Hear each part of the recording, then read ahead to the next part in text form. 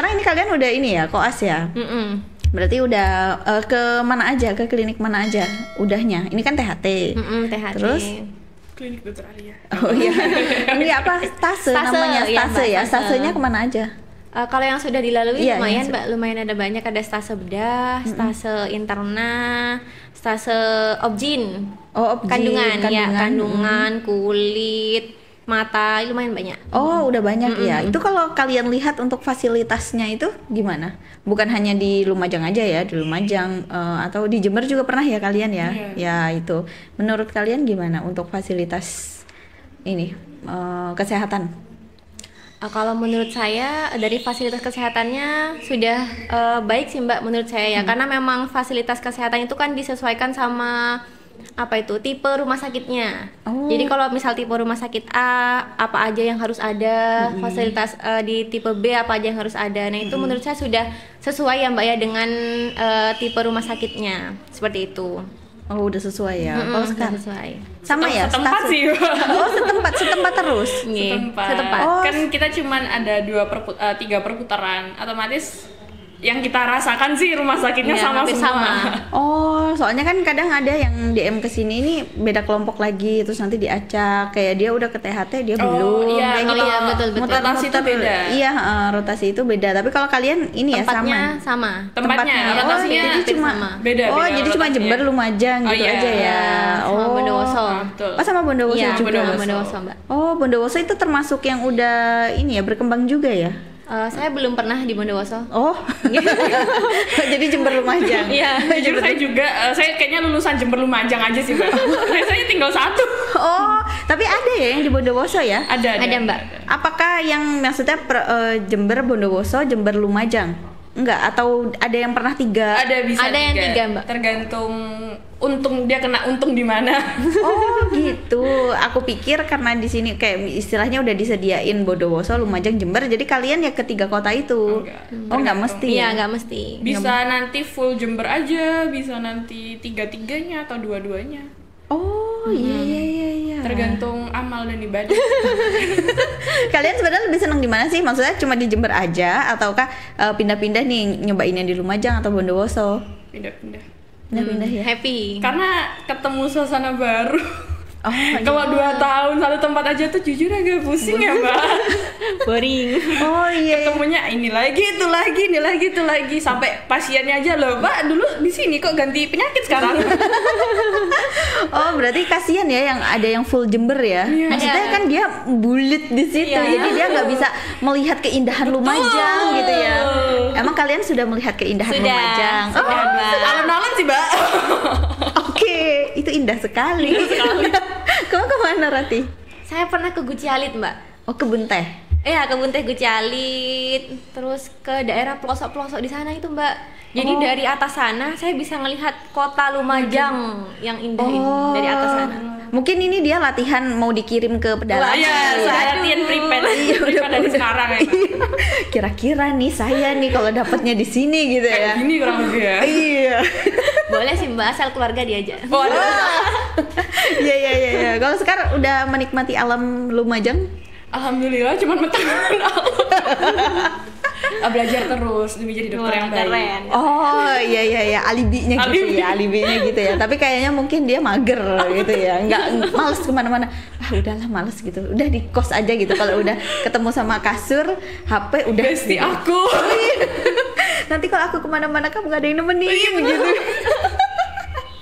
Iya, berarti beda ya kesukaannya, hobinya gitu ya. Kalau Ratih mungkin lebih senangnya tuh jalan-jalan gitu betul, ya. Kalau sekarang mungkin tidur kali ya. Kan karena capek hidup sih. Iya, karena kan capek banget. Kan ada yang kamu gimana untuk supaya tidak stres gitu kan, cara istirahatnya aku tidur. Atau ada juga DM yang bilang aku makan gitu. Jadi dia suka kuliner di Lumajang ini dia tahu. Sampai aku tuh dikasih tahu. Waduh. Ini Mbak, ini loh enak yang di sini enak. Wah, oke. Jadi emang beda-beda ya. Kalau Ratih mungkin jalan-jalan, kalau kamu ya menemani bantal guling gitu. Kasihan nanti dia sendirian. Iya. Iya bener. Kalau dari kalian nih, kalau misalkan nanti jadi, ya kan kita kan nggak tahu ya, namanya juga wacana gitu, bisa jadi bisa enggak gitu ya. Sebenarnya apa yang harus disiapkan untuk kedatangan dari dokter asing ini nih? Sama Mbak, saya dulu ya. Oh ya. Iya. Kalau menurut saya yang harus disiapkan adalah ya yang pasti adalah ilmu pengetahuan ya Mbak. Ya, ilmu pengetahuan tentang knowledge kita, terus kemampuan kita berkomunikasi. Nah, itu juga salah satu modal yang sangat penting sebagai seorang dokter. Karena dari kemampuan komunikasi ini kita bisa melakukan anamnesis dengan benar. Nah, dan ternyata 80% penyakit itu Mbak, itu bisa didiagnosis 80%-nya itu dari anamnesis. Dari kita tanya-tanya ke pasien, nah itu bisa 80% didiagnosis dari situ. Nah, sehingga menurut saya juga kemampuan berkomunikasi itu perlu disiapkan ya. Ketika kita nanti terjun di pekerjaan seperti itu. Nah, selain itu juga kemampuan bagaimana cara membuat pasien nyaman. Nah, itu kan juga salah satu hal yang plus gitu Mbak ya bagi seorang dokter ketika bisa membuat pasiennya itu nyaman. Ya, kembali lagi ke kita gitu ya. Betul. Mereka percaya untuk menceritakan dirinya, percaya untuk berobat kepada kita. Nah, itu sih yang harus disiapkan untuk bisa bersaing ya dengan dokter-dokter asing nanti. Kalau misalnya emang jadi. Nah, selain itu kalau yang perlu diwaspadai adalah yaitu dari aturan pemerintah itu sendiri. Bagaimana ya membatasi atau bagaimana tata cara merekrut dokter asing itu sendiri sehingga tidak merugikan dari dokter lokal. Gitu Mbak. Sekar. Kayaknya saya jawabnya di luar jawabannya Rati aja ya. Ini udah melingkupi semuanya. Aduh. Kalau menurut saya yang pertama itu justru mental. Sebagai dokter. Karena kita nanti ngadepinnya nggak cuma ke atas dari jajaran-jajarannya juga ke bawah ke pasien-pasiennya. Intinya kan gini, kalau kita bahas peran kita sebagai dokter, mendapat kepercayaan pasien, ilmu pengetahuan dan lain-lain, intinya kan mau pasien itu hitungannya lah sembuh atau enggak. Kadang ada ya pasien yang memang mungkin sudah terminal, udah end stage lah. Terus justru akhirnya meninggal. Kadang kan ada orang keluarga yang sampai terima kasih ya dok, udah dirawat keluarga saya gini-gini, padahal nggak sembuh kan. Nah, itu intinya adalah kepuasan. Mau hasilnya kayak gimana, yang didapat dari pasien adalah gimana saya mendapat pengobatan itu secara puas sesuai saya mau, saya sudah dapat sepenuhnya sesuai apa yang mampu saya bayar, hitungannya gitu kan.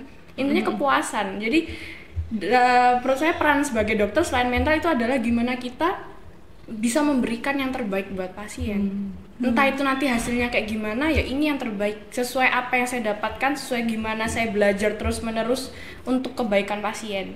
Jadi terus-menerusnya ini baik dari soft skill yang hands on dan lain sebagainya, ataupun dari keilmuannya. Itulah kenapa kalau dokter istilahnya belajar sampai mati gitu.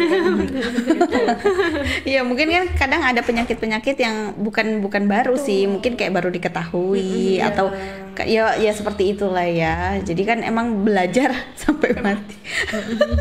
Pasien beda-beda ya kan, daerah sini, daerah situ gitu ya. Mungkin kalau kita karena tapal kuda hampir sama lah penyakitnya ya gitu-gitu. Tapi kalau misalnya kita ke daerah lain kan juga belum tentu. Jadi akhirnya belajar lagi.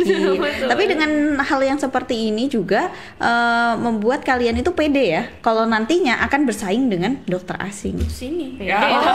Pede dong. Oh iya dong. Kenapa harus takut ya? Iya benar-benar. Iya, kenapa harus takut?